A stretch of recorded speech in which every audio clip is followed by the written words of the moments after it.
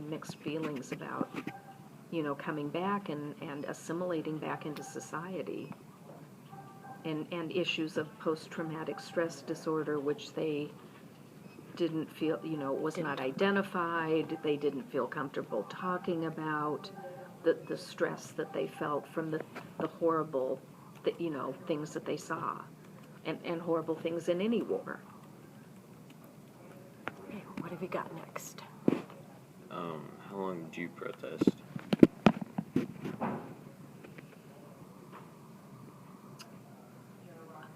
I wasn't, I went to, picked and chose different events on campus. I wasn't one of the planners. I wasn't one of the instigators. I went a few times, as egocentric as college kids can be. I had my classes I had to study for. I had fun things that I was invested in, my friends and, different functions that college kids do. I wouldn't, my brother was not, he had a draft number that was high enough that he wasn't drafted. And I might have felt much more invested and perhaps would have been more proactive had it directly impacted me in that way. Okay, so what have you got next? So if you go back in time, would you protest again?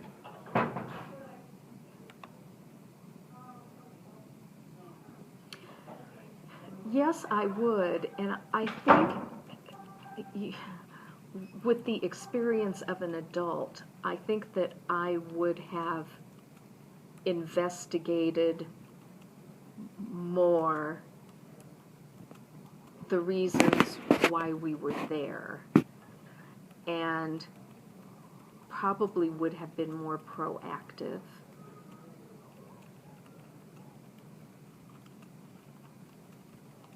But, again, remember, we didn't have internet access at that time. I mean, you kids today have instant, I'm just gonna get online and see, what are the pros and cons of this conflict, what's going on, why are we there, how many soldiers have been sent, are we increasing our number of troops, are we decreasing, what's the military game plan? We didn't have access to that information.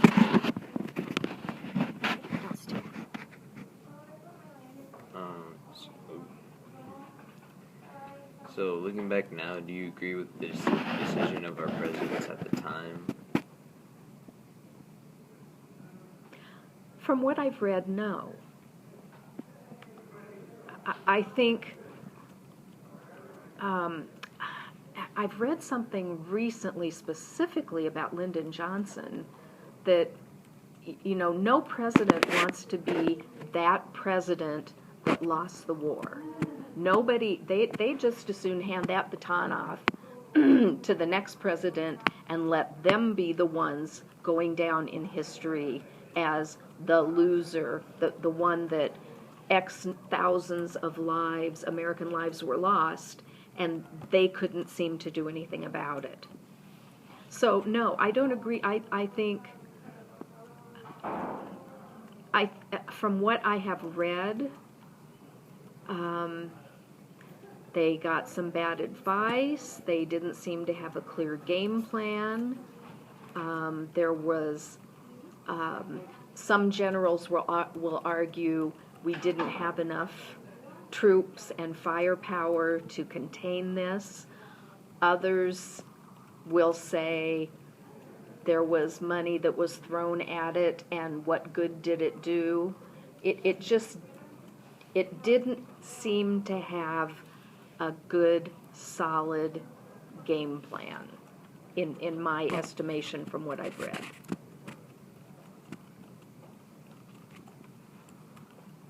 What do you think the most important political impact was from the protesters? What do you think the protesting did to impact the political system? Or did it have any impact at all? I think it had tremendous impact. I think I think that presidents along the way tried to shut it down as silly young kids that didn't have anything better to do. But I think when the movement got larger and larger, and pretty soon the kids were joined by other generations, older generations, and older generations who could vote. And I think you couldn't deny the numbers of people who were saying, why are we here? Why are we there? What are we doing? I think politically they had to answer to that. And I think I think that the nonviolent nature of it, I think, again, anytime that people discover, maybe one person can't, maybe two people can't, 10 people get newspaper coverage, 100 people get this, 1,000 people get this. And if they're all saying with the same voice and they're not going away, it's not a one-time protest. And I'm kind of drawing a parallel between that and what's going on now, because I think that our current administration and our current set of elected officials are saying, oh, these women's marches, they're just going to do this once and then they're going to go away. And if the protests and the marches continue, they're also going to have to answer to, these are our constituents, and what is their, why are they marching? What do they not like that's going on? And they have to answer to it.